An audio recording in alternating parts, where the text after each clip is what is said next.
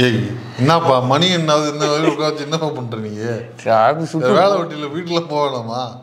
போகணுண்ணா, நானும் கிளம்பிடலான்னு தான் பார்த்தேன். போகிற நேரத்தில் பார்த்து என்ன பஞ்சாயத்து இல்லை, நாம் தமிழர் கட்சியிலேருந்து அடுத்த ரிலீஸு எப்பா அது இனிமேல் வாரம் நடக்கும், டெய்லி நடக்குதுப்பா. வெளில வர நீங்கள் வந்து கொஞ்சம் லேட்டாக வர்றது, கொஞ்சம் முன்னாடியே வர்றது, வீட்டுக்கு போகிற நேரத்தில் வருவீங்க. சரி என்ன பஞ்சாயத்து பேசி முன்னமே வந்துட்டாங்க. சரி நம்ம இந்த ஃபுட்டேஜ்லாம் பார்த்து பொறுமையாக பண்ணிக்கலான்னு பார்த்தா இல்லை ரசிகர்கள் வேண்டுகோள் வேணா. ஆமாம், உடனே வந்து பண்ணணும். ரசிகர்கள் அன்பு வேண்டுகோள் வைக்கிறாங்க. என்ன நீ இதை விட என்ன உங்களுக்கு 15 வருஷம் இதை விட என்ன கலெக்டர் வேணா உங்களுக்கு? இல்லை 15 வருஷமா அவனுங்க வந்து பாடாப்பட்டிருக்கானுங்க. ஒரு 1 hour நம்ம கஷ்டப்படக்கூடாதா? ஓகே அப்படிங்கிற ரசிகர்கள் என்ன கேட்குறாங்க, நீ என்ன கழட்டிட்ட, இதை விட கழட்டுற என்ன, வீட்டில் போய் என்ன கழட்ட போகிறேன், இதை கழட்டிட்டு போகணும்னு சொல்கிறாங்க. அதனால் நான் 15 வருஷம் அன்பு வேண்டுகோளுக்குனுங்க இந்த வீடியோ நம்ம போடணும். நம்ம அந்த 15 வருட சோகங்களை வந்து சுருக்கி ஆமாம் ஒரு வீடியோவா இந்த வாட்டி நாங்கள் பார்க்க போகிற மாவட்டம் கிருஷ்ணகிரி. கிருஷ்ணகிரி மாவட்டத்தில் கிருஷ்ணகிரி ஒரு கூண்டோடு கூண்டாக ஒரு நாம் தமிழர் ஜோம்பி கூட்டத்திலிருந்து மனிதராக மாற விரும்பிய சில கூட்டங்கள் வெளியே வந்திருக்குது. அது என்ன ஏது அவங்க குமுறல்கள் என்ன அப்படிங்கிறத நம்ம இந்த வீடியோவில் பார்ப்போம்.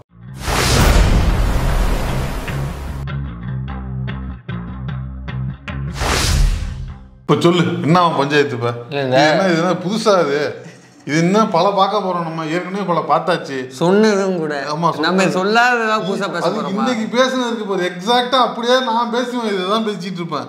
தம்பிகளா திருந்துங்க, உங்களை சுரண்டாப்ல நீங்க வந்து நீங்க உசுரை கொடுத்து வேலை பார்ப்பீங்க, அவர் ஜாலியா கட்டில காலத்து மேல காலத்துக்கு போட்டுக்கிட்டு அவர் ஜாலியா இருக்காப்ல, உங்க உழைப்பு வீணா போகும், நீங்க சுரண்டப்படுவீர்கள், வாழ்க்கை வீணா போகும், உங்களுக்கு கசையடிச்சு விட்டுருவாங்க. சஞ்சீவனா தான் சொன்னாப்ல, தமிழ்நாட்டுல வந்து நாம் தமிழ் சேர்ந்த தம்பிகள் வந்து தண்ணி அடிக்க மாட்டான், தம் அடிக்க மாட்டான், ஆனா வேலைக்கும் போக மாட்டான், எதுக்குமே போக மாட்டான். அவனை வச்சு ஒண்ணுமே நீங்க பண்ண முடியாது அப்படின்னு ரொம்ப குமுறி பேசினாப்ல. அதுல இருந்து 1 வருஷம் கழிச்சு இந்த கிருஷ்ணகிரி மாவட்டம் இப்ப நீ காலியா இருக்குது. ஆமா, இப்ப இதுல நாம் தமிழர் கட்சிக்குன்னு ஒரு பேட்டர்ன் உண்டு. பேட்டர்ன்? அது கட்சியே இல்லைங்க, நீ அதுக்கு பேட்டர்ன் வேற பிடிக்கிற? இல்ல, மற்ற கட்சிக்கு இந்த வாட்ஸ்அப் குரூப்புக்கும் ஒரு ஸ்லைட் டிஃபரன்ஸ், கோர் டிஃபரன்ஸே உண்டு. என்னது? என்னன்னா மற்ற கட்சியில் ஆள் இருப்பாங்க, பொறுப்பாளர் இருப்பாங்க, கட்டமைப்புகள் இருக்கும், எல்லா வேலையும் நடக்கும். ஆனால் இது வந்து ஒரு காலேஜ் மாதிரி, ஒரு ஸ்கூல் மாதிரி. ஆமா, ஒரு பேட்ச் உள்ள வரும், ஒரு பேட்ச் வெளியே போயிடும். எக்ஸாக்ட்லி அதான் இல்லையா? ஆமா, ஒரு 15 பேர் உள்ள வந்தா ஒரு 30 பேர் வெளில போயிடுவாங்க. ஆனா இந்த முறை கடந்த ஒரு 2 வருடங்களாக 3 வருடங்களாக நடக்கிறது உள்ள வந்தாங்க, இப்ப வாத்தியார் வெளில போயிட்டு இருக்காங்க. Yes, of course. ஆமா, ஏன்னா ரீசெண்ட் இயர்ஸ்ல ஒரு 2-3 வருஷம் இல்ல 4-5 வருஷம்னே கூட எடுத்துக்கலாம். இப்ப ரீசெண்ட் இயர்ஸ் நடக்கிறது இருக்குல்ல, இது வந்து தொண்டர்கள் பேட்ச் உள்ள வந்து தொண்டர்கள் பேட்ச் வெளியே போறது இல்ல. ஏன்னா 5.5 மட்டும் இல்ல, ஜோம்பி தலைவர்கள் வந்து இல்ல. ஆமா, ஏன்னா 10 பருவத்துல என்னங்கிற ஒரு புரிதல் இல்லாம, அரசியல் பக்குவம் இல்லாம உள்ள வருவோம் வந்தோம், கால் சட்டை நினைக்கிறது மட்டும் தான் நம்மளுக்கு வேலையா இருக்கும். அதுக்கு என்னெல்லாம் நமக்கு தெரியுமோ எல்லாத்தையும் பண்ணுவோம். அதுக்கு உட்பட்ட ஒரு விஷயம் தான் இந்த நாம் தமிழர்கள் பயணிக்க கூட அந்த காலம்ங்கிறது. அதுக்கப்புறம் வந்து பெரியாரை வாசிப்போம், அம்பேத்கரை வாசிப்போம், அண்ணாவை வாசிப்போம். இவங்களை வாசிக்காம இருந்தாலே போதும் நம்ம வாழ்க்கையில. யாரை வாசிக்கணும்? நாம் தமிழர். அப்படி தெளிவா சொல்லுங்க. வாசிச்சதுக்கு பின்னாடி என்ன இது வேற மாதிரி போகுதா அப்படின்ட்டு நம்ம வெளில வந்துடுவோம். ஆனா இது இப்படி தொண்டர்கள் பேட்சா வெளியே போற விஷயம் கிடையாது. இத ஒரு மேடையா, அதாவது ஒரு பொதுக்கூட்ட மேடையா, ஒரு கண்டன மேடையா முதல்ல ஆரம்பிக்குது. எது? சீமான் வந்து பேசி, அதே போல் சீமானுடன் பல டைரக்டர்கள் பேசினா அந்த மேடை நல்லா பேசுகிறோமே, இவனும் நல்லா பேசுகிறானே, ஏன் நம்ம இதை வந்து ஒரு கட்சியாக மாற்றக்கூடாது அப்படின்னு ஐடியா பண்ண அந்த சிந்தனையாளர்கள் இருக்காங்கல்ல, அவங்க அந்த குரூப் அப்படியே கொஞ்சம் 5 வருஷமா வெளியே போனது முழுக்க அந்த மாஸ்டர்ஸ், ப்ரொஃபசர்ஸ், லெக்சரர்ஸ், அவங்க வந்து இந்த காலேஜ் வெளில போயிருக்காங்க. நாம் தமிழர் அப்படிங்கிற ஒரு கட்சியாக மாற்றுவோம், அதில் இப்படியான அமைப்புகளை கொண்டு வருவோம், அதில் இவர்களெல்லாம் பொறுப்பாளர்களாக போடுவோம் அப்படின்னு ஒரு டிசைனை வந்து உருவாக்கியிருப்பாங்க இல்லையா, அவர்கள் எல்லாமே கட்சி விட்டு வெளில போகிறாங்க. அதாவது நாம் தமிழர் கட்சி அப்படிங்கிறது யாராக இருந்தாங்களோ, தூண்களாக யாரெல்லாம் இருந்தாங்களோ, அந்த தூண்கள் எல்லாம் கொஞ்சம் கொஞ்சமாக கிரீஸ் டப்பாக்களாக மாறும் தருணம். ஏன்னா உதாரணத்துக்கு திமுகவின் மாணவர் அணி தலைவராக இருக்கக்கூடிய அண்ணா ராஜீவ்காந்தி அவர்கள், கல்யாண சுந்தரம் அவர்கள், சொன்னீங்கன்னா பிரபு அவர்கள் சொன்னீங்கன்னா இதுவே ஒரு பிரபு ஒருத்தர் திருச்சி மடல வந்து பேசிட்டு இருந்தாப்ல. அதுக்கு முன்னாடி சஞ்சீவிநாதன் ஒருத்தர் சிவகங்கை மட்டத்துல வெளில வந்தாப்ல. ஆமா, இது வந்து மாச கணக்குல இப்ப நீங்க சொன்ன மாதிரி அந்த சேலம் ஒரு ஒரு வைத்தியர் ஒருத்தர் இருப்பாரு, அவரும் சொல்ல அந்த ஆடு பார்த்தீங்கன்னா வந்து வரும், அன்னாரது சென்னை விஜயம், அன்னாரது திருச்சி விஜயம். அந்த மாதிரி இந்த வாரம் நாம் தமிழர் கட்சியிலிருந்து வெளிவந்திருக்கக்கூடிய மாவட்டம் 5.5 மாறி இருக்கக்கூடிய மாவட்டம் கிருஷ்ணகிரி மாவட்டம். அந்த மாவட்டத்தை சேர்ந்தவர் தான் வந்து இன்னைக்கு வந்து ஒரு பிரஸ் மீட்டை போட்டு தன் மனக்குமுறல்களை வந்து வெளிக்கொண்டு எப்படி சொல்லியிருக்காங்க தெரியுமா? இருங்க, அதை வந்து பிளே பண்ணி பார்த்துருவோம்.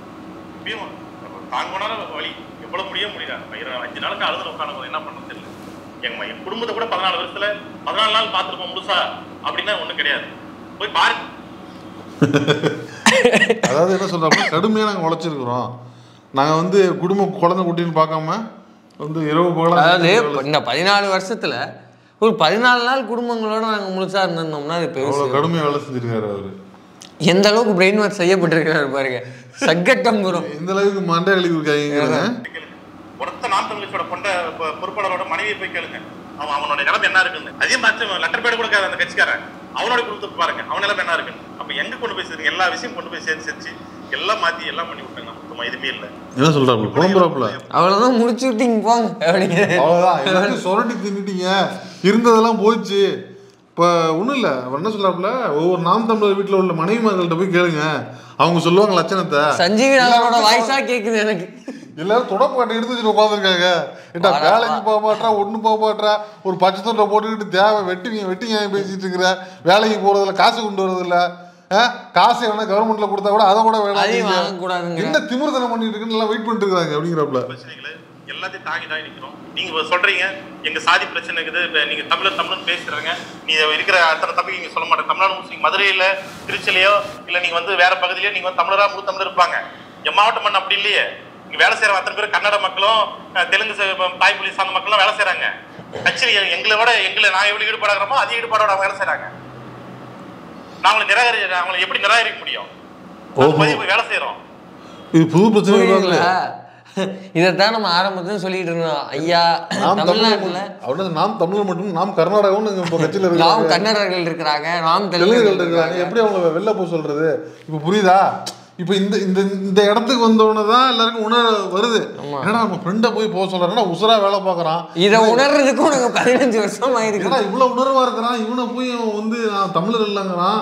இவனை போய் அடிச்சு வரட்ட அவர் சொல்ற பாயிண்ட கவனிச்சிங்களா? அதுல அவன் வந்து நம்ம எந்த அளவுக்கு ஆர்வமா இருக்கோமோ, நாங்க எந்த அளவுக்கு ஆர்வமா இருக்கோம் அதே அளவுக்கு அவனும் ஆர்வமா இருக்கிறான்.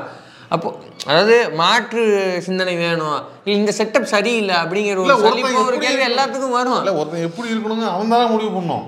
அவன் பட்டா இருக்கான்னா அவன் தான் நம்ம என்ன பண்ண முடியும்? இல்லை, இதைத்தான் நம்ம ஆரம்பத்துலேருந்து சொல்லிக்கிட்டு இருக்கோம்.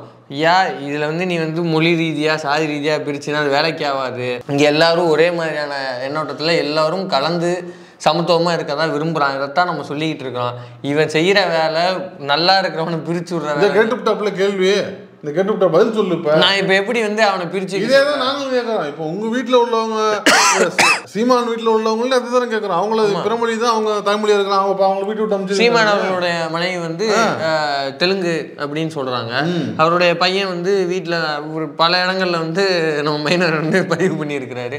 அப்படிலாம் இருக்கிறப்ப சிந்திக்கணுமா இல்லையா? ஆமாம், அப்படிங்க இதெல்லாம் மாற்றணும் கொள்கை ரீதியா. நம்ம தம்பி நம்ம கட்சி பொறுப்பாளர்கிட்ட செயற்குழு கூட்டம் வைக்கிறீங்க, முன்னாடி செயற்குழு கூட்டம் வைக்கிறீங்க, செயற்குழு கூட்டம்னு வைக்கிறீங்க. செயற்குழு கூட்டத்தை என்ன வைக்கிறாங்களா? நாங்கள் எப்படி வருவோம், நீ காருக்கு முன்னாடி இப்படி போனோம், நீங்க வந்தா சாப்பிடும்போது யாரும் இருக்கக்கூடாது, உள்ள உட்காரும்போது இருக்கக்கூடாது, இதான் செயற்குழு பேசுவாங்க. சாப்பிடும்போது யாரும் இருக்கக்கூடாதா? சோறு திங்கிறது இல்லை, திணை பொங்கல், கேழ்வரகு அடை, வந்து என்ன சொல்றது சம்பார குதிரைவாளி அரிசி, ஆமா சம்பார உப்புமா, குதிரைவாளி பொங்கல் இதெல்லாம் திங்கிறாப்புல. அவரு சோறு திங்கிறது கிடையாது. நான் நினைக்கிறேன் சாப்பிடும் போது யாரு இருக்கக்கூடாதுன்னா இல்லை யாரும் வந்து புடிங்கி சாப்பிட போறாங்களா இல்லை கண்ணு வச்சிருவாங்க. அப்படி மனிதர்கள் திங்காது அப்படின்னா நீங்க தின்ன போறீங்க. ஒருவேளை அப்படி ஏதாவது தெரியல நமக்கு தெரியல. அவர் பேசுறதெல்லாம் வச்சு பார்க்கும்போது நம்ம சந்தேகப்பட்டோம். ஒருவேளை அதைத்தான் பண்ணிட்டு இருக்காங்க நமக்கு தெரியல. ஒருவேளை 12 மணிக்கு மேல அப்படிங்கிறப்போ சிறப்பு யோகாசனம் எது செஞ்சுட்டு சாப்பிட்றாரா என்னங்க தெரியல. இருக்கும் ஒரு தலைவன் காரு வந்தா காருக்கு முன்னாடி போகணுமா எல்லாரும்? எப்படி போகணும், அதுக்கு வந்து ஒரு கிரைட்டீரியா வச்சிருக்காரு, இப்படித்தான் கார் முன்னாடி போகணும். இப்போ ட்ரைனிங் கொடுப்பாங்கல்ல, உன்னை சுற்றி யாருமே வர்றது இல்லை, உனக்கு ஒரு பூனைப்படை, அதுக்கு ஒரு 10 பேர் முன்னாடி பின்னாடி, அதுக்கு ஒரு சம்பளம், அது ஐயோ ஐயோ, இது ஹிட்லர் மாதிரி தான் இருக்கு. ஹிட்லர் மாதிரின்னா ஹிட்லர் தான் தலைவங்கிறாப்லையா? ஹிட்லர் எனக்காக தான் புக் எழுதிருக்காங்களாப்லையா? நீங்களே பேசிருக்கோம், போறதுக்கு முன்னாடி கைட்டு வாங்கிடுறீங்க, செயற்குழு கூட்டம் கூப்பிடுறீங்க, நீங்களே கைட்டு வாங்கிடுறீங்க. என்ன மதிப்பு? இன்னும் ஒரு கார்பரேட் கம்பெனி கூலி வேலை செய்யறவங்க 14 வருஷம் வேலை செஞ்சோம், யாருக்கிட்ட என்ன கேட்டுருக்குங்களா? என்னைக்கு ஒரு நாள் ஃபோன் பண்ணி தம்பி இது கட்சி ஐட்டம் எப்படி ஒரு நாள் கேட்டுருக்குங்களா? யாருன்னா ஒருத்தர் புகார் சொல்லிட்டானா அடுத்த திட்டத்தை மட்டும் போன் வந்துடும். இது எதுக்கு வந்துருக்கு? நீங்க எனக்கு வந்துருக்குங்க கட்சி எப்படி வழக்கம் பதிவு என்ன பிரச்சனை இருக்குது, என்ன பண்ண போற கேட்டா நான் என்ன பார்த்துட்டு சாதாரண நினைக்கிறேன். எனக்கு எல்லா பக்கம் தெரியும். ஏன்னா புரியுது என்ன சொல்றாருன்னு. கட்சியில ஜனநாயகம் இல்லைங்கிறப்பல முழுசா கட்சி எப்படி வளர்ந்துச்சு, என்ன பண்ணுச்சு, எதை கேட்குறீங்களா? ஒன்றும் இல்லையே, யாரையும் கன்சிடர் பண்ண மாட்டீங்க. எதை கேட்டால் படம் திட்டுறீங்க. அதுக்கு முன்னாடி பேசின துதியை கவனிச்சிங்களா? என்னது? ஏதாவது பஞ்சாயத்து திட்டுறதுக்கு மட்டும் ஃபோன் வருது. அப்போ அக்கா காளியம்மாள் குறித்து பிசுறுன்னு சொன்னது அதான் அண்ணனே ஒத்துக்கிட்டாரு, அதுவும் உண்மையான ஆடியோ. அது வந்து ஏதோ நான் இன்னைக்கு பிசுறுமே நாளைக்கு பிசுறுமே அதெல்லாம் கிடையாது, அண்ணன் வந்து திட்டுறதுக்காக போட்ட ஆடியோ. அதே மாதிரி சாட்டை ரெமி மார்ட்டின் இருக்கானே, அவனை பற்றி வந்த எல்லா ஆடியோவும் அண்ணன் திட்டி வந்த, அண்ணன் சொன்னவர் திட்டுவாங்க, பெரியவர் திட்டி வந்த அதே ஆடியோ தான். கரிகஞ்சி சிவசங்கர் குறித்து வந்த ஆடியோ எல்லாம் அண்ணன் வந்து சுயநினைவோடு சுனியனோடுன்னு சொல்லலாம், சொல்ல முடியாது, ஆனால் அவர் திட்டி அனுப்பின ஆடியோ அதெல்லாம் யாரு கேட்டு சொல்கிறேன். அப்போ வந்து அண்ணன் வந்து கோவமாக திட்டி அனுப்புறதான் அந்த வைடா டேஷ் டேஷ் டேஷ் அதெல்லாம் வந்து அண்ணன் திட்டி அனுப்புகிற ஆடியோ தான் அப்படிங்கிறத இவர் வந்து சாதாரண யாரும் கடைகோடி தொண்டன் கிடையாது, இவர் மண்டல பொறுப்பாளர். அதெல்லாம் இல்லை, இவர் சொல்கிறது என்னன்னா கட்சியில் ஜனநாயகம் இல்லை, நீங்கள் ஏதாவது முடிவு எடுக்கிறீங்கன்னா ஏதாவது வந்து டெசிஷன் எடுக்கிறீங்க, யாரை கேட்டு எடுக்கிறீங்க? மாவட்ட செயலாளர் ஒருங்கிணைப்பாளர் எல்லாம் இருக்கிறாங்க. என்னைக்காவது 15 வருஷமா தொகுதி பிரச்சனை என்ன, மாவட்ட பிரச்சனை என்ன, எங்க தெரு பிரச்சனை என்னைக்காவது கேட்டிருக்கீங்களா? அது அனாவசியம் அப்படின்னு கேட்க வராப்புல. எந்த பிரச்சனையுமே கேட்டது இல்ல. அப்ப என்ன கட்சி? நீ நிதி கொடுப்பியா, நீ கொடுப்பியா, பெட்டி பெட்டியா கேட்கறேன் நான். என்ன சரி தெரியாம பேசுறீங்க. ஒருத்தவனை எடுத்து பேசிட்டா அவனுக்கு ஆப்போசிட்டா 4 பேர் 5 பேர் நீங்க உருவாக்குறீங்க, கேட்டா இல்லன்றீங்க. எவ்வளவு நடக்குதுன்னு வழி தாங்க முடியாத வழியா நடக்குது. நாங்க என்ன ஏழ்மையா இருக்கோம் நீங்க சொல்லுங்க. வழி தாங்க முடியலங்கிறப்பல பலம் தாங்க முடியாது. அதாவது இவர் எடுத்து பேசிட்டா 4 பேர் உருவாக்குறாங்க அப்படிங்கிறாரு. அப்போ இது மூலமா இன்னொன்னு தெரியுது. என்ன தெரியுது? அவங்க சுபாதேவியா ஒருத்தவங்க, தஞ்சாவூர்ல வந்து பட்டியலினத்தை சேர்ந்த ஒரு வேட்பாளர். அவங்க வந்து நாம் தமிழர் கட்சியின் சார்பாக எம்எல்ஏ ஒரு கணிசமான ஓரளவுக்கு ஓட் பேங்க் வாங்கினாங்க. அவங்க கட்சியிலிருந்து நான் விலகிறேன் அப்படின்னு ஒரு ட்வீட்டு போடுறாங்க. அந்த ட்வீட்டு போட்டதுக்கு அப்புறமும் அந்த தோழரை வந்து ரொம்பவும் கொச்சையா கேவலமா அருவருக்கத்தக்க வகையில பதிவுகள் போட்டது நாம் தமிழர் கட்சியை சேர்ந்த ஆட்களே தான். அவங்கள வந்து நம்ம எழுச்சி வச்ச பொழுது என்கரேஜ் பண்றாப்ல, போட்டோ எடுக்கிறாப்ல, அவங்க வந்து ஒரு மாதிரி கவனிக்கிறாப்ல. அவர் மட்டும் கிடையாது, சீமானே அதற்கு பின்னாடி எது அந்த சுபாதேவி தோழர் அவர்கள் வந்து நாம் தமிழர் கட்சி விட்டு விலகினதுக்கு 10 நாளைக்கு பின்னாடி அதே தஞ்சாவூருக்கு சீமான் வர்றப்போ யார் வந்து அந்த தோழரை இழிவுபடுத்தி கொச்சையா பதிவு போட்டானோ அவனோட நின்று செல்ஃபி எடுத்துக்கிறாரு அப்படின்னு போன 10 நாளைக்கு முன்னாடி ப்ரெஸ் மீட் கொடுத்தாரு இல்லையா, அவர் சொன்னார் நினைக்கிறேன் ப்ரெஸ் மீட்ல. அப்போ இதுல இருந்து என்ன தெரியுது? இது எலுமிச்சை வச்ச போல சொல்லி நடக்கல, நேரடியா சீமானே தன்னுடைய கட்சி தோழர்கள் யாராவது கருத்து முரண்பட்டு வெளியே போறேன்னு சொன்னாலோ இல்லை கட்சிக்குள்ள இருக்கிற உட்கட்சி ஜனநாயகம் இல்லை அப்படிங்கிற உண்மையை வெளியே சொன்னாலோ இவரே ஆள் வச்சு கேவலப்படுத்துறாரு, இவரே ஆள் வச்சு வன்மத்தை கக்கிக்கிறாரு. இப்போ அண்ணாமலை போன்று இவரும் ஒரு வாரும் அடியாட்களை உண்டு பண்ணியிருக்கிறாரு, இவர் வெறும் இணைய கூலிப்படைகளைத்தான் உண்டு செய்கிறார் அப்படிங்கிறது இதுல இருந்து தெளிவா தெரிகிறது. சொல்றீங்க அண்ணன் வீட்டுல பேசுறீங்க, நாங்க என் வீட்டுல வந்து என் பொண்டாடி போய் உனக்கு ஏரி வேலைக்கு காடு வைக்க ஏரி வேலைக்கு தான் போய்க்கிறோம் ஒரு பட்டண சேவை வீட்டுல. நீங்க உங்களோட வீட்டுல எப்படி இருக்குங்க? எனக்கு 5 ஏக்கர் நினைச்சு இல்ல, உங்களுக்கு என்ன இருந்துச்சு? வீட்டுல நீங்க 5 காரு 15 பேர் வேலை செய்யறாங்க, 3 பேர் தான் இருக்குங்க வீட்டுல குடியே இருக்குங்க, 15 பேர் வேலை செய்யறாங்க உங்களுக்கு வீட்டுல. எளிமையான கட்சி மாசம் 2 லட்சம் வாடகை கொடுங்க. யாரு எளிமையான கட்சின்னா யாரு கூட சொல்றீங்க? நீங்க எல்லாம் இழந்துட்டோம். நீங்க திருப்பணி நீங்க கட்சி விடு. இதெல்லாம் நம்ம வீடியோ ரொம்ப லேட் நம்ம லேட்டாக பேசுனது, நம்ம பேசுறது பாயிண்ட் இதெல்லாம். எப்படிங்க எளிய கட்சிங்கிறீங்க? அதாவது அவர் மட்டும் வளர்ந்துக்கிட்டே இருக்கிறாரு, கட்சியும் வளரல, நீங்களும் பொறுப்பாளர். இவர் சொன்னதுல 2 பாயிண்ட் இருக்குண்ணே. ஒன்னு வந்து இப்ப நீங்க சொல்லிட்டு இருக்க பாயிண்ட், ஏன் ரொம்ப எளிமையான கட்சி, ஏழையான தலைவன், பிச்சை எடுத்தான் முளைக்கிறேங்கிற, அப்புறம் எப்படியா மாசம் 2 லட்சம் ரூபா கொடுக்குற அப்படிங்கிறது நம்ம அவ்வளோ நாள் கேட்டுட்டு இருந்தோம், உனக்கு கேட்க உரிமை கிடையாது அப்படின்னாங்க. சரி ஓகே, கட்சியில் அதை நீ கட்சின்னு நீங்கள் மாறி தட்டிக்கிறியே, கட்சின்ற ஒரு அடையாளத்தோடு ஊருக்கு போய் பேசுறியே, அதை கட்சியாக உருவாக்குறதுக்கு உன் கூட தோளோடு தோல் சேர்ந்து வேலை செஞ்சு சொந்த காசை கை காசெல்லாம் போட்டு சொன்ன நேரத்தை செலவு பண்ணி 15 வருட காலம் இளமையை இழந்து உன் கூட பயணித்தவங்க அவன் கேட்குறான் இப்போ பதில் சொல்லுங்க. இப்போ வந்து இந்த ஆன்லைன் சோம்பிகள்லாம் இதுக்கு பதில் சொல்லுங்க, ஏன்னா நம்மளை கடிச்சு வைப்பாங்க. சரி ரைட்டு, கட்சியில் இருக்கிற மண்டல பொறுப்பாளர் கேட்குறான்ப்பா, ஒன்று இப்போ நீ அவனை கடிச்சு வைக்க போறியா, இல்லை அவனுக்கு பதில் சொல்ல போறியா, இல்லை உங்கள் அண்ணன்ட்ட தான் கேட்டு சொல்ல போறியா சொல்லு. ஏன்னா மண்டல பொருளாளரே இப்போ மண்டல செயலாளர்களே ஃபோன் பண்ணி கேட்டால் வைடா டேஷ் டேஷ் டேஷுங்கிறாங்களாம் அண்ணன். அப்போ இவங்க நிலமையில எப்படி இருக்குன்னு பாருங்க. இது பாயிண்ட் நம்பர் 1. 2வது பாயிண்ட் என்னன்னா, ஃபர்ஸ்ட் அவர் என்ன சொன்னார் கேட்டிங்களா? சொல்லு.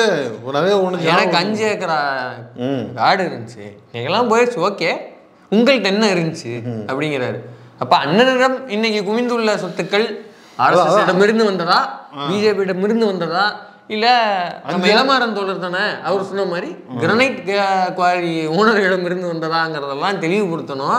அதையும் தாண்டி முக்கியமானது, இப்போ என் மனைவியெல்லாம் வந்து காடு போட்டு ஏரி கரைக்கு தான் வேலைக்கு போகிறாங்க. அப்படின்னா காடு போட்டு வேலைக்கு போகிறதுன்னா என்ன, இது 100 நாள் சொல்றாரா?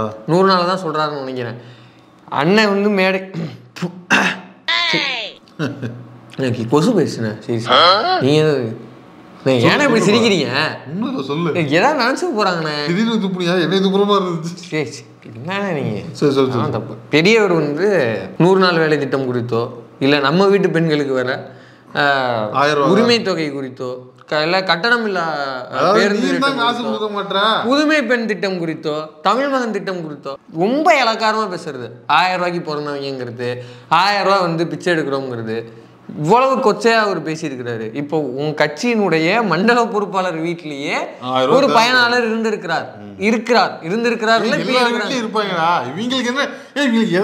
தெரியலப்பா, இப்பதான் புரியுது இவங்க மேடை போட்டு இப்படி பேசுறாங்கன்னு. ஏன்னா இவங்க வீட்டுக்கே போறாங்க, வீட்டுக்கு போனதானே எந்த காசுல வந்து அவங்க அடிப்பேரி தெரியும். அவருக்கு ஜிம் ஏற்பாடு பண்ணி கொடுக்கவும், அவருக்கு ரூம் ஏற்பாடு பண்ணி கொடுக்கவும், இந்த பச்சைக்கிளிக்கு புல்லட்டு வாங்கி தரவும், அந்த பச்சைக்கிளிக்கு புல்லட்டு ஏசி வாங்கி கொடுக்கதான் இங்க லாய்க்கு. இப்பதான் தெரிஞ்சு வந்திருக்காங்க.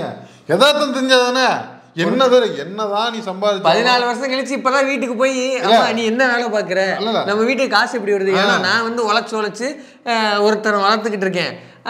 அப்ப நம்ம வீடு எப்படி அடுப்பெரியுதுங்கிறது எனக்கு இத்தனை வருஷமா தெரியல, எப்படி எரியுது அப்படிங்கறதுல இன்னைக்கு தான் கேட்கறாங்க போல் இருக்கு. இந்த லட்சணமா நாட்டுல எவ்வளவு சம்பாதிச்சாலும் பத்தாது. அதுக்கு அரசு கொடுக்குற ஒரு என்கரேஜ்மெண்ட் தான். 100 ரூபாங்க 1000 ரூபாங்கிறது பெரிய அந்த அது வந்து இந்த பெண்களுக்கு இவ்வளவு காலம் உழைச்சதுக்கான ஒரு என்கரேஜ்மெண்டா கொடுக்குறாங்க. அது வந்து உரிமை தொகை, அவ்வளவுதான். அதை வந்து நீங்க இலவசம் அவங்களுக்கு வந்து அரசால ஒரு அப்ரிசியேஷன், ஒரு 1000 ரூபாங்கிறது அப்படிதான் நீங்க இதை பார்க்கணும். அரசு இலவசமா அப்படிலாம் கிடையாது. அது அரசு இலவசமாலாம் கொடுக்கல, அரசியார் அப்படி வந்து பெயர் முதல்ல வந்து இலவசம்னு அதை சொல்லக்கூடாது. டோக்கன் ஆஃப் ஒர்க், அது டோக்கன் ஆஃப் உழைப்பு. ஆமா அவ்வளவுதான். ஏன்னா முதல்ல கலைஞர் தான் அதை அறிமுகப்படுத்தான்னு நினைக்கிறேன்.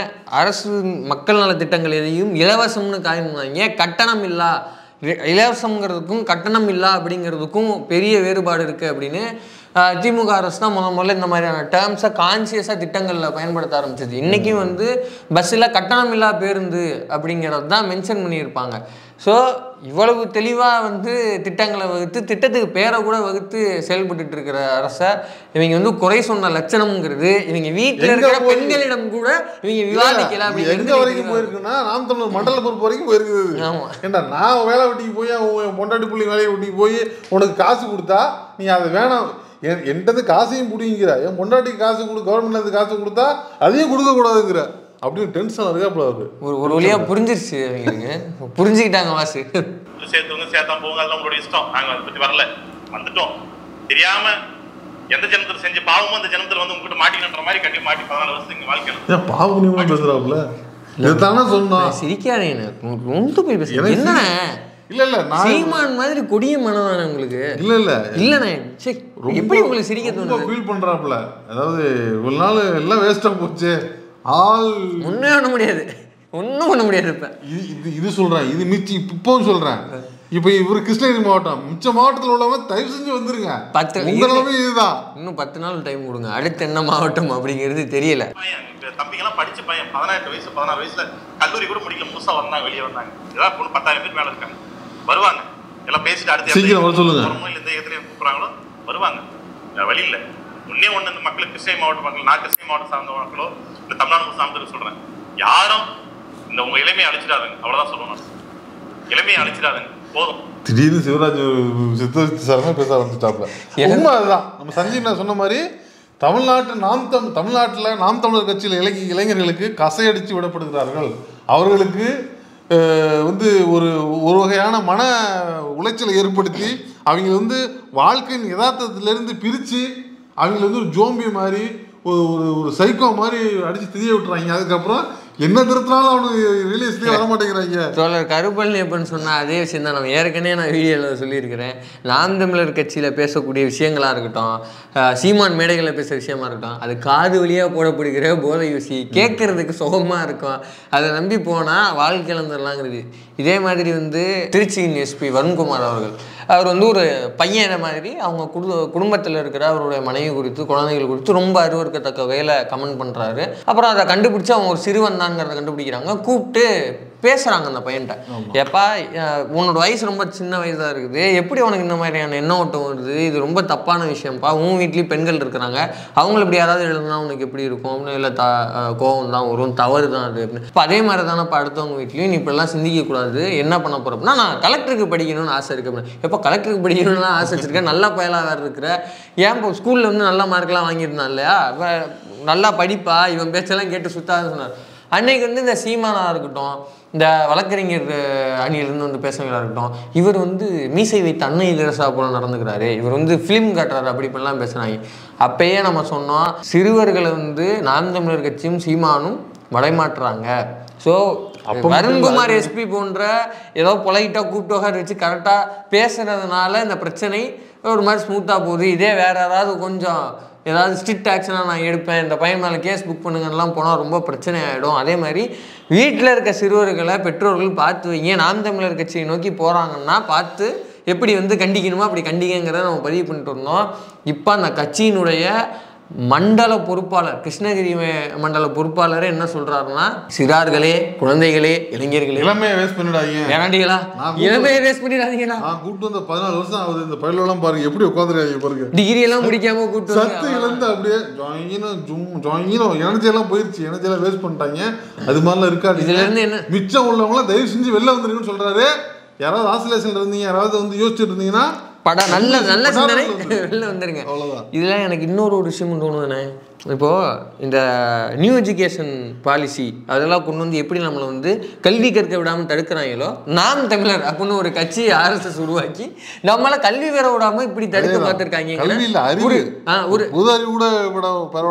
ஒரு சதித்திட்டம் இன்னைக்கு பிரஸ் மீட்ல உடைக்கப்பட்டிருக்கு. என்ன பண்ண முடியும் நினைக்கிறீங்க? 15 வருஷம் ஆச்சு. 1லேருந்து 4 ஆனீங்க, 4லேருந்து 7 ஆனீங்க, 7லேருந்து 14 தான் போயிடுங்க. நீங்க ஏன் 7லேருந்து 8 கூட ஆகல? எங்க மாற்றம்? அவ்வளவுதான். நீங்க இவங்கெல்லாம் இந்த மாற்றம் இல்லை. இவங்க எந்த வேலையும் செய்ய மாட்டாங்க, எதுவும் பண்ண மாட்டாங்க, செய்ய மாட்டாங்க. யார்த்த இளைஞர்களும் வாழ்க்கைக்கு எடுத்துறாங்க. அவங்க மனைவிகளுக்கு எல்லாம் இளைஞர்கள் கூட சொல்றேன், அவங்க குடும்ப பெண்கள் சொல்றேன், தயவு செஞ்சு உணர்ச்சி பெருக ஊட்டி, உணர்ச்சி எங்களை ஊட்டி, எங்களை வேற திசைக்கு நாங்களாம் போய் சம்பாதிச்சுட்டு இருப்போம். எங்களை இது மாதிரி ஊட்டி பண்ணாதீங்க. அப்போ நான் கூட்டமா நாங்கள் செஞ்சுமா உங்களை செய்ய சொன்னோம்லாம் கேட்காதீங்க. எல்லாம் அடுத்த கட்ட தமிழ்நாடு முழுசுன்னு ஏற்கனவே இவங்க தமிழ்நாடு முழுசு இருக்கிற மாநில உரிமைப்பாளர் உட்பட கடைசியாக எல்லாரும் உட்பட வெளியே இருக்காங்க. நிறைய பேர் இவங்க விலைக்கு வெளியே இருக்காங்க. சில பேர் இப்போ இருக்கிறவங்க வெளியே வர போறாங்க. இவங்கெல்லாம் NHC செஞ்சுட்டு வர நவம்பர் 27க்குள்ள ஒரு நல்ல மாவீரர் நாள் உள்ள ஒரு நல்ல முடிவு எடுத்து ஒரு தமிழ் தேசிய இயக்கமா இப்போ புதுசாக கட்டுறதா இல்லை இருக்கிற தமிழ் தேசிய இயக்கத்தில் நல்ல இயக்கமா நான் போய் சேரதா இருக்குது நவம்பர் 27க்குள்ள முடிவு பண்ணுவோம். நல்ல முடிவு, சீக்கிரம் செய்யுங்க தலைவாத. நான் திரும்ப சொல்றது, மிச்சம் இருக்கிற அந்த அஞ்சலைகளாக இருக்கும், அஞ்சலைகளை யோசிச்சு கொண்டு இருந்தீங்கன்னா தயவு செஞ்சு வெளில வந்துருங்க. உங்களுக்கு இதுதான் டைம், இதுக்கு மேலேயும் டைம் இல்லை. ஏன்னா எல்லாரும் இந்த ஒரு மாசத்துல கிட்டத்தட்ட 3 பேர் வெளில வந்துட்டாங்க. இதே மாதிரி இந்த பிரஸ் மீட்டோட ஆரம்பத்திலே அவர் சொல்றாரு, இதே போன்ற மண்டல பொறுப்பாளர்கள், மாநில பொறுப்பாளர்கள் எல்லாமே வெளியில வர டிசிஷன்ல தான் இருக்கிறாங்க. அடுத்தடுத்து பேச்சுவார்த்தை முடிஞ்சோன்னா கொஞ்சம் கொஞ்சமா எல்லாம் வந்துருவாங்க அப்படிங்கிறத பதிவு பண்றாரு. கிட்டத்தட்ட அவர் இந்த பிரஸ் மீட் ஸ்டார்டிங்ல 10,000 பேர் பக்கம் என்னமோ வந்து வெளிவர தயாராக இருக்கிறாங்க அப்படின்னு. 10,000 பொறுப்பாளர்கள்னா டேங்கப்பா. அதாவது உங்க தலைவர் என்ன பண்றாப்புல, பெரியவர் ஊர் போய் படம் பார்த்துட்டு இருக்கிறாப்புல, இவ்வளோ கம்ப்ளைண்ட்ஸ் இருக்குது கட்சி மேல, இதை பார்ப்பீங்களா? இதை விட்டுவிட்டு ஒரு போய் படத்துக்கு ரிவ்யூ பண்ற வேலையை வச்சிருக்கிறாப்புல. அது ஏன் பண்றாருன்னு, இதுதான் உங்க கட்சி தலைவர் பண்ணிட்டு இருக்கிற வேலை. அது ஏன் பண்றாருன்னு நினைக்கிறீங்க? இப்படி ஒவ்வொருத்தனா கலந்துக்குவான்னு அவர் கணிச்சிட்டாரு. கணிச்சா விட்டுறக்கூடாது. நினைச்சனாலதான் நமக்கு சினிமா வந்து பக்காவா சோறு போடும். ரைட், நம்ம வந்து நடிக்க முடியல எழுத முடியல ஒரு ரிவ்யூரா கூட மாறிடலாம். ஆமா, அப்படின்னு ரிவ்யூ பண்ணிட்டு இருக்கிறாப்புல. அப்படின்னா ஏதாவது ஒரு வந்து தொழில கப்புன்னு பிடிச்சிக்கணும் அப்படின்னு இப்போ வந்து ஒவ்வொரு டைரக்டர். அதனாலதான் வந்து பிரதீப் ரங்கநாதனுக்கு 1.5 பக்கத்துக்கு ஒரு பக்கத்துக்கு வாழ்த்து செய்யலாம். பெரியாரும் வந்து வேலை செஞ்சாருன்னு அந்த பெரியாருக்கும் ஒரு வாழ்த்து ஒரு மடல் இல்ல, ஒரு கடிதம் இல்ல, அவருக்கு வந்து ஒரு வீர வணக்கம் இல்ல. பெரியார் நாளைக்கு டைரக்ட் பண்ணுவாரா படம்? எது பெரியார் நாளைக்கு படம் டைரக்ட் பண்ணுவாரா? பெரியார் நாளைக்கு கால் ஷீட் கொடுப்பாரா? கொடுக்க மாட்டார்ல. இதே இவருனா ஒரு 10 நாள் 15 நாள் சீமாட்டா கால் ஷீட் வாங்கிட்டு ஒரு டைரக்ஷன் பண்ணுவாரு, ஒரு சம்பளம் செக் கொடுப்பாரு. பெரியார் கொடுப்பாரா? கொடுக்க மாட்டாரு. பெரியார் பின்னாடி நல்லா கொடுப்பாரு. நீ பேசுற வாய்க்காதான் பெரியார் இருந்திருந்தா கொடுத்துருப்பாரு. ஸோ அதனால போன 10 நாள் மிச்ச சொச்சம் உள்ள அந்த தம்பிகள், மனசாட்சி உள்ள தம்பிகள் அடுத்த பிரஸ் மீட்டை சீக்கிரம் போடுமாறு தகவலை கேட்டுக்கொள்கிறோம். அதே மாதிரி 10 நாளைக்கு முன்னாடி தான் 1000 டன்னா 1000 டன் பொருள் கொடுத்தோம், 1 கோடி ரூபாய் காசெல்லாம் கொடுத்தோம். அதெல்லாம் எங்க போச்சுன்னு கேட்டாப்புல 1000 டன் உணவுப் பொருட்கள் காணவில்லை. நாங்கள் வந்து கஷ்டப்பட்டு இலங்கையில் இருக்கிற மக்களுக்கு பிரச்சனை கலெக்ட் பண்ணி கொடுங்க அப்படின்னாரு. நாங்கள் ஊருக்காக கலெக்ட் பண்ணி 1000 டன் அளவுக்கு உணவுப் பொருட்களும் மற்றும் கொஞ்சம் நிதியும் கொடுத்தோம். ஆனால் எதுவுமே அந்த மக்களுக்கு சென்று சேரலை அப்படிங்கிற உண்மையை பிரபு அவர்கள் சொன்னார் 10 நாளைக்கு முன்னாடி. அப்போ இலங்கையில் இருக்கிற அந்த மக்களுக்கு செல்லலை அப்படின்னா வேற எங்கே சென்றிருக்கும் அப்படிங்கிற கேள்வி தொக்கி நிற்கிறது. அதையும் நம்ம கேட்டிருந்தா என்ன ஆகுதுங்கிறத அதையும் வெளில சொல்லணும். இப்போ இவர் வந்து பல இளைஞர்களின் இளமை காலத்தை இப்படி தான் வந்து சீமான் போதும் சீக்கிரம் மிச்சம் உள்ளவங்களாம் வெளில வந்துருங்க, டைம் ஆச்சு, காம பாப்பா.